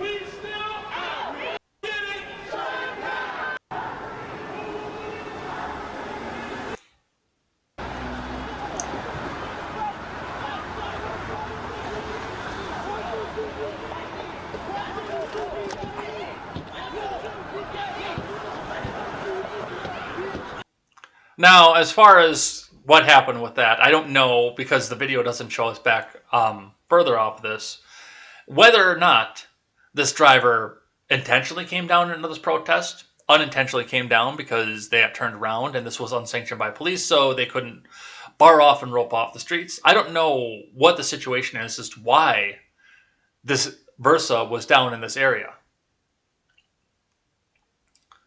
But I can tell you right now, if I wind up even accidentally in an area or even deliberately in an area for like something like that, and people are starting to beat on the doors, windows, etc.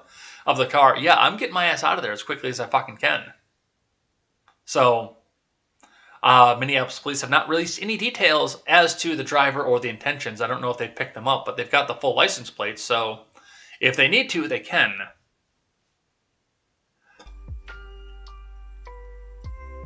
Let's talk about Oxford. 3 dead, 8 injured in shooting at Michigan High School, undersheriff says, from Amir Vera and Taylor Romine. A 15-year-old boy is in custody after 3 students died and 8 were injured in a shooting Tuesday afternoon at a high school in Oxford, Michigan, authorities said. The Oxford High School students killed were Tate Meyer, 16, Hannah St. Juliana, 14, and Madison Baldwin, 17, according to Oakland County Sheriff Michael Bouchard. 8 others, 7 students and a teacher, were shot, Bouchard said. 3 are in critical condition with gunshot wounds, including a 14-year-old girl who was on a ventilator after having surgery. A 14-year-old boy is in serious condition with a gunshot wound to the jaw and head, Bouchard said. 3 students are in stable condition, and the teacher who was shot has been discharged.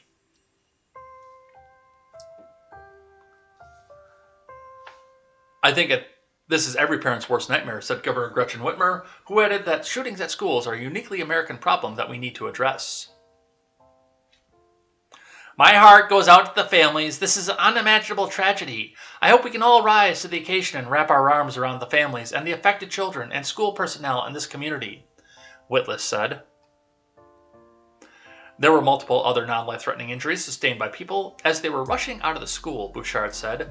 Most were treated and released at a staging area, he said. The suspect, a sophomore at the school, was taken into custody without incident.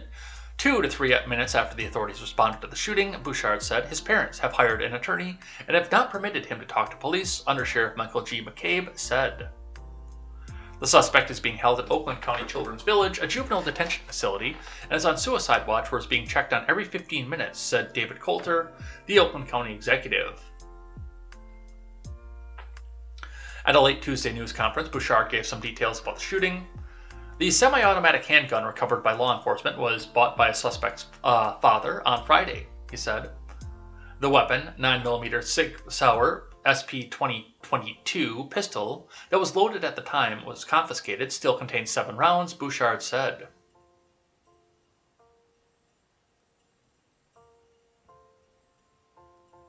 Okay, so with that being said, he had to be on a second mag at that point because, well, no, it's a SIG, so it might hold more. I know that my Smith only carries 16. A video camera, the school showed that the gunman came out of the bathroom with the weapon, but it was not clear where the gunman went next, the sheriff said. Law enforcement arrived at the school within minutes of the emergency calls about the shooting. As they were coming down the hall, they saw him. He put his hands up, they took the gun, and they took him into custody, Bouchard said. One deputy loaded Meyer in their car, but the 16-year-old died on the way to the hospital. The sheriff said the dispatcher also had a relative die in shooting. This touches us all personally and deeply, and will for a long time. This wound will never go away, Bouchard said. Authorities recovered multiple shell casings in the school and believe around 15 to 20 shots were fired. There's no indication the suspect was wearing body armor, McCabe said earlier on Tuesday. At this point in time, we believe he acted alone, McCabe said. He said authorities are aware of how the suspect allegedly got the gun into the school, but declined to divulge those details. All evacuated students were relocated to a nearby store for reunification with relatives. About 25 agencies and close to 60 ambulances responded, according to John Lyman, a public information officer for the Rochester Hills Fire Department. The families of the victims have been notified, and it's not currently known whether the 3 students killed were targeted, McCabe said. We've done 3 sweeps at the high school to make sure there's no other victims, he said. We don't have a motive at this point in time. We're still investigating that. A search warrant was executed at the suspect's home, McCabe said. Bouchard said authorities seized a phone and are examining other seized items. While Bouchard said authorities were not aware of prior concerns, they were also investigating pictures of a target and the weapon posted on social media by the suspect. McCabe said the suspect could be charged as an adult, but that's up to the Oakland County Prosecutor's Office. Prosecutor Karen D. McDonald said in a statement Tuesday her office has begun the process of receiving information regarding the investigation into the shooting. I was both horrified and saddened to learn about the shootings at Oxford High School this afternoon. My office and I have been in constant communication with the Sheriff's Office, the Oakland County Juvenile Court, and other governmental and law enforcement bodies, McDonald said. It is our intent to review it thoroughly and issue appropriate charges quickly. So, that was from Tuesday. Today's now Thursday.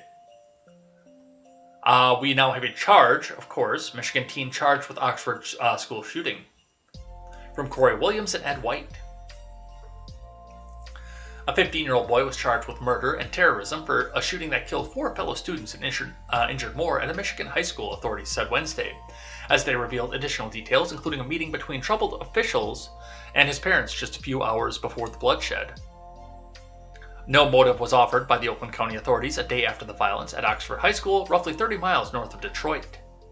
But prosecutor Karen McDonald said the shooting was premeditated based on a mountain of digital evidence against Ethan Crumbley. Which, that's weird that they're, as a minor, releasing his name. Indeed, Sheriff's Lieutenant Tim Willis told the judge that Crumbley recorded a video the night before the violence in which he discussed killing students. Crumbley was charged as an adult with 24 crimes, including murder, attempted murder, and terrorism causing death. During his arraignment, he replied, "Yes, I do." When asked if he understood the charges, defense attorney Scott Kozak entered a plea of not guilty. He deliberately brought a handgun that day with the intent to murder as many students as he could, Assistant Prosecutor Mark Keast said in successfully arguing for no bail for Crumbley and a transfer to jail from a juvenile facility. Earlier, Sheriff Mike Bouchard told sheriffs that Crumbley's parents were called to the schools Tuesday for behavior in the classroom that was concerning. The teen remained in school and the shooting occurred a few hours later. Bouchard didn't disclose what worried school officials. He had said investigators believed the gun was already in school. There is nothing that he could have faced that would warrant senseless, absolutely brutal violence on other kids, the sheriff said, noting that Crumbley had an additional 18 rounds of ammunition when he was arrested. In court, Keith said Crumbley entered a bathroom with a backpack and came out with a semi-automatic handgun. DAP. The Associated Press. It's a semi-automatic handgun. As are most handguns that are in use. I understand trying to be completely detailed, but I mean, the only time you see a bolt-action pistol is in Fallout 4.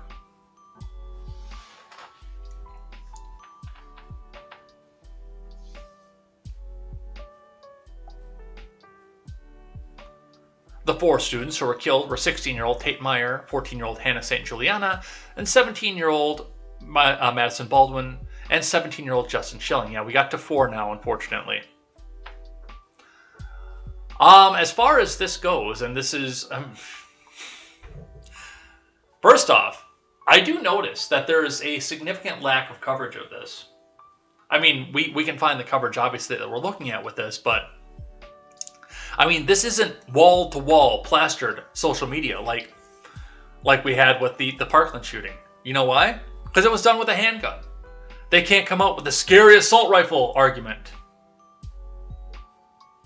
And once again, also, somebody, 15 years old, obtained a weapon illegally. No gun laws that we have on the books, or no additional gun laws except for completely barring guns from law-abiding citizens would have stopped this.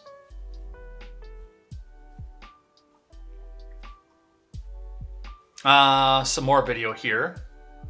A parent suggests some kids knew about the threat to Oxford High School today and did not want to go to school, including her son. Let's listen. Who's speaking at this moment? Stay at school, so this is not something that's just, you know, for them to just up to date to say, I don't want to go to school. Something has been going on at Oxford High that's been keeping these kids not wanting to go to school, I would say. So several knew about the threat. Several may have. I don't know. I just know today. Do you know if anybody reported the threat to the school? That I don't know, because I was trying to call the staff, and then at the time that this was going down, I was not able to get in touch with her anymore. So I don't know. And did you say your son was at school today? No, my son was not at school today. Because of the threat? He was not at school today. He just said that, I don't feel comfortable. None of the kids that we go to school with are going today. That's all he said. Then prior to us going to go to McDonald's to get something to eat, a footage came through his phone. And that's what it was. And he was like, Mom, look, this. I said, oh, no, you're not about to let this just sit here like this. You have to go to the school. But I'm not sending him back to this school. This is ridiculous. There's too much going on, too. Who's speaking at this moment? I mean, typically in a situation like this, I mean, you know what's going on. That's one thing for sure. You typically have an idea. I believe this is the video. Afternoon. Absolutely. And just to hear the undersheriff describing in the space of those 5 minutes, they received over 100 911 calls into the dispatch. Again, that first call coming in at 12:51. The suspect, that 15-year-old student, several deputies approached him and they took him into custody. Apparently, he gave up without any problems. Right now, we're going to listen into a parent who's speaking at this moment. Stay at school, so 15-year-old had. So that's where we sit at with this right now. A little bit more of this. I know that they are trying to make this a thing, and we're out of time at this point, so we have to finish off with thing I like and thing that I hate. But before we move off this topic and then skip half of the program because we're out of time, we're absolutely out of time, unfortunately, I wanted to touch on this one. Chilling videos, Journal found as parents face scrutiny in Michigan school shooting. Absolutely premeditated. I have no doubt that this was a premeditated incident. This is from Justin Rorlick, Pilar Melendez, and Ellie Gross. Daily Beast, take it with a grain of salt, of course. Detailed descriptions of a wish to massacre classmates on his cell phone and in a journal. At least one social media post pointing to elation at access to a handgun and a meeting between his parents and school administrators about his conduct just hours before the attack. Authorities on Wednesday identified the teenage suspect in the mass shooting a day earlier at Michigan's Oxford High School as 15-year-old Ethan Crumbley, painted a picture of a clear-eyed teen who planned and executed a rampage that left at least 4 students dead and 7 others, a teacher among them, injured. Crumbly, a sophomore, was previously flagged by administrators for behavior in the classroom that they felt was concerning. Oakland County Sheriff Mike Bouchard said on Wednesday his parents had even been brought into the school the morning of the shooting for a face-to-face meeting about their son's behavior, according to Bouchard. He wouldn't say what the behavior was, and police weren't informed about any potential issues prior to the tragic event. Nathan Swanson, a 10th grader who was in some middle school classes with Crumbly, told the Daily Beast he was really quiet, he would never talk to people. He wore all black, I believe he was really into hunting, Swanson said. Sari Morris, who has 2 kids who attend high school and were in the building during the shooting, told the Daily Beast that her younger son knew the suspected gunman and was shocked to learn his identity. Oakland County prosecutor Karen McDonald said that Crumbly, who was arraigned late Wednesday afternoon by a video with his parents on the line, has been charged as an adult with 1 count of terrorism, 4 counts of first-degree murder, 7 counts of assault with intent to murder, and 12 counts of possession of a firearm. More charges may be added later, she said. At Crumbly's arraignment, Oakland County Sheriff Lieutenant Tim Wills told the judge, Nancy Karniak, that the search at the boy's home turned up 2 separate videos recovered from Ethan's cell phone, made by him the night before the incident, wherein he talked about shooting and killing students the next day at Oxford High School. He said a journal was also recovered from Ethan's backpack, detailing his desire to shoot up the school, including murdering students. A review of social media accounts showed he had access to a firearm and practiced with a 6-hour handgun, Willis added. This isn't even a close call, she said. This was absolutely premeditated. Well, yeah, I mean, just the sheer effort to go and get a firearm into school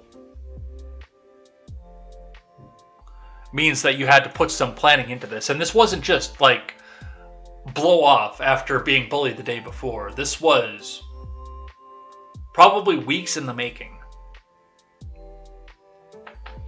But I guess he'll have his day in court and we'll see what happens off of that. Alright, we gotta head out of here for the day. It's done. We're out of here. But before we do that, we always do thing that I like and thing that I hate. So, thing that I like today, it's Christmas time. We've got the Christmas lo-fi going on over here, which is fun. I like the Christmas lo-fi, but there's another playlist, a Spotify playlist, because everybody's sharing their Wrapped, that I did have some fun with, and I've been enjoying on and off throughout the season here. I can't do it all the time, just because, you know, the pitch is too high, but it's fun to play around with every while. And I love chip tunes too. So the thing that I like today is the 8-Bit Christmas Chip Tunes playlist over on Spotify. I think we talked about this last year too, but this is probably one of my favorites. A lot of the classics, of course. You know, Silent Night, all in 8-bit sounds. If it wasn't for the fact that they did commercials on Spotify, I would probably use this as background too, but, you know, you've got a lot of the fun stuff there. Last Christmas, Let It Snow, Rockin' Around the Christmas Tree, stuff like that. It's a fun one. Just 8-bit Christmas chip tunes is the way to go back and look at this. So definitely go and check that one out if you want to have something different than the usual Christmas music that we always hear all through the season. They even have a version in chiptunes of Mariah Carey's All I Want for Christmas Is You. Everybody's favorite, of course. So go and check that out. I can get a link for that for you guys as well. Get that up in the chat for you.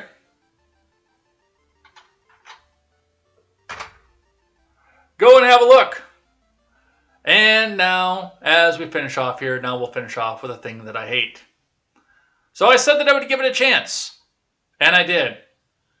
It came out this past month.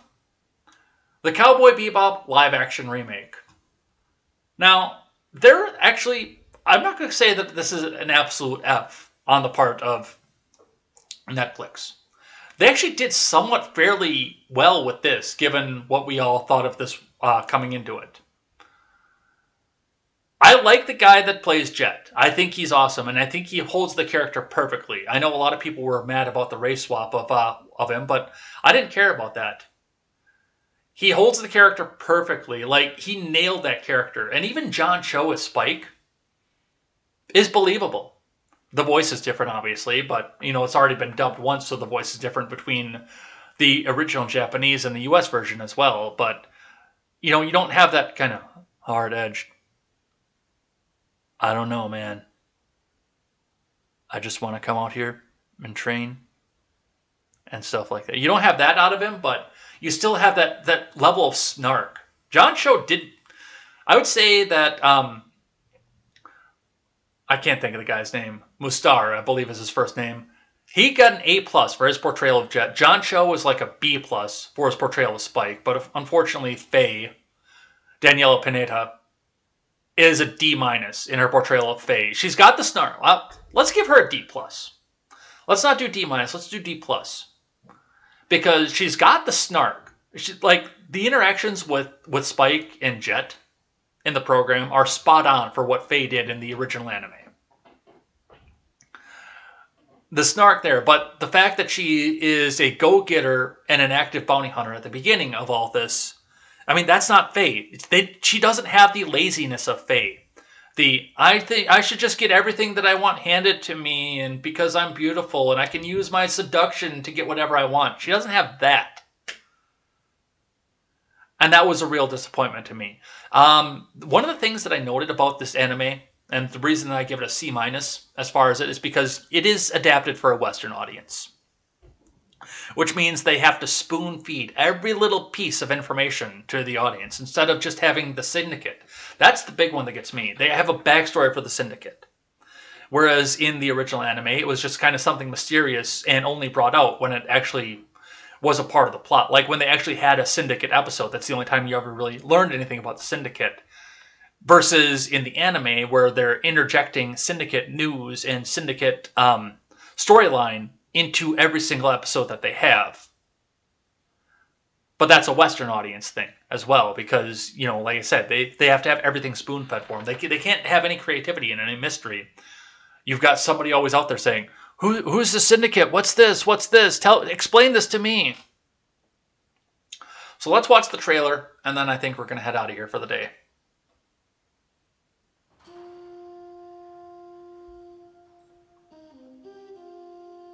So what brings you back from dead? A week ago, I did a job. A bounty. I had a partner, believe it or not. He know what you used to be?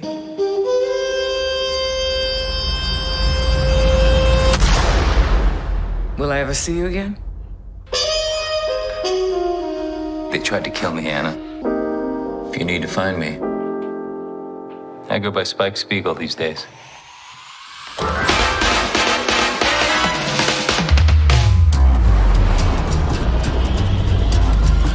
I think it's time to blow this scene. Get everybody in the stuff together. Okay, 3, 2, 1, let's go.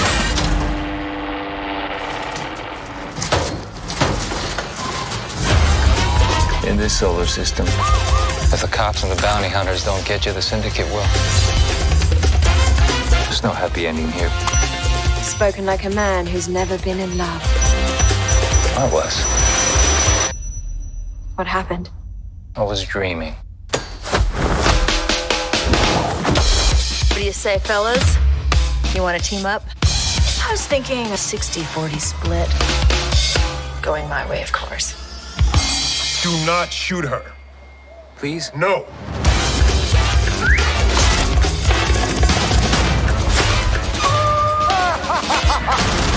What the actual fuck? We're a team. The 3 of us. Go grab some bounties. Please, I just want to kill her a little bit. God damn it, Spike. It's Jamie.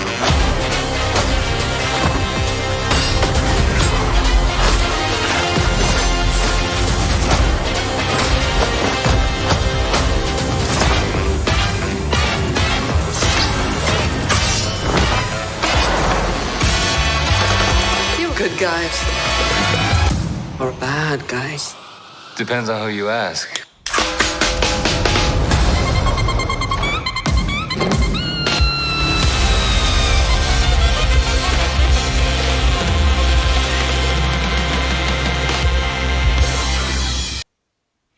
So that's what it is. There are other good aspects to it, of course. I mean, being able to see the swordfish, the bebop, in an actual imagined CGI version rather than the drawings off it. That was interesting.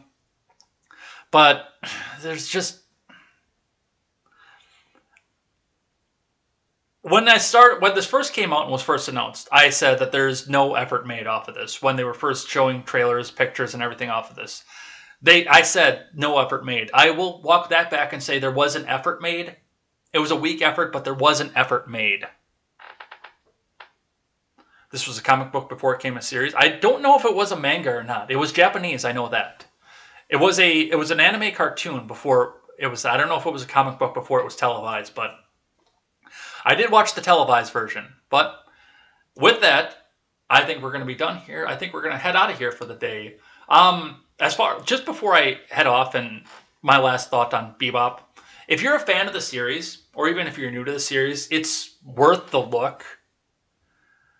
But you're not getting the anime. I can tell you that right off the bat. You're not getting... As somebody who just recently watched the full anime, I think it was back in July, August, when I started it up again. Back in July, August, right after I watched The Mandalorian, I watched the full anime from beginning to end. From Jupiter Jazz all the way down to the Real Folk Blues.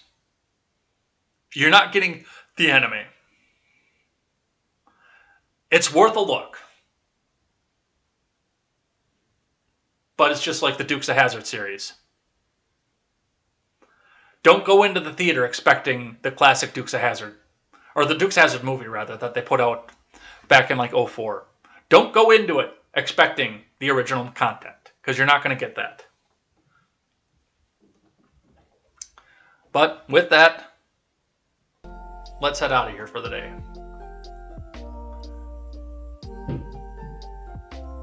Which we got to change up the track too.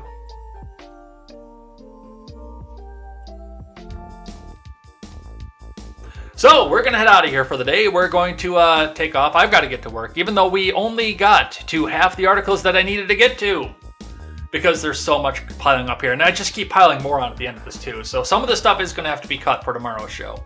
But remember, if you were just lurking throughout the show, get one of those last minute messages in so we can come out and say thank you for chatting, because tomorrow is the live chat day. Tomorrow's the day we address the chat. If you say something stupid or bigoted or hateful enough, it will raise the intellectual level of this program and we'll get read on the air. But we'll also thank everybody who chatted throughout the week. I write down your names and I say a special thank you at the end of it. And of course, thank you to Sea of Noise for offering, well, basically a sea of noise and nothing of content as well before we head out of here for the day. And we will see you tomorrow. If you're on Twitch, stick around and we'll go head over and check out the Daily Ignoramus after this. I'm going to go do the raid, but if you're on the other platforms, do go check out my friend Steven Ignoramus over on DLive and YouTube and a series of other platforms as well. And we'll be back here tomorrow for more headlines. And until then, I am Jay Edgar, and this is Contemporary. Take care.